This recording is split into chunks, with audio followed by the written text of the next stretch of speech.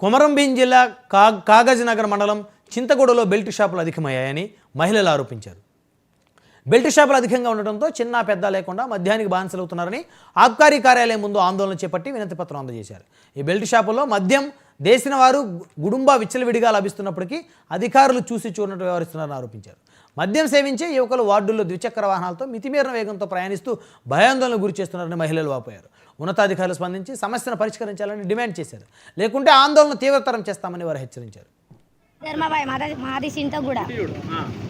వాళ్ళు 500 సంపాదిస్తారు, మేము కూలి పని చేస్తాం 200 300 మట్టి పని చేస్తాం. ఈ ఉపాదానం పని 500 సంపాదిస్తాడు, రోజుకు 500 అయితే తాగుతాడు, మొత్తం తాగేస్తాడు. వారం వెళ్ళా ఉద్దర పెడతారు, ఉద్దర పెట్టి తాగేస్తారు.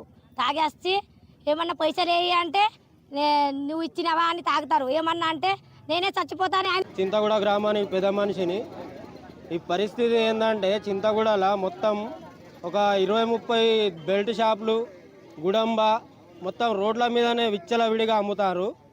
ఈ అమ్ముడుతోని ఇళ్ళల్లో వాళ్ళ పరిస్థితి ఎట్లా ఉన్నదంటే ఏది ఉంటే అది వాళ్ళ భర్తలు తాగేస్తాళ్ళు. ఏది ఉంటే ఇంట్లో బియ్యము పప్పు నూనె కాడికెళ్ళి ఉన్న సెల్లులు బండ్లు మొత్తం గిరి పెడతాను దుకాణాలల్లో. ఇంట్లో వచ్చి వాళ్ళ భర్త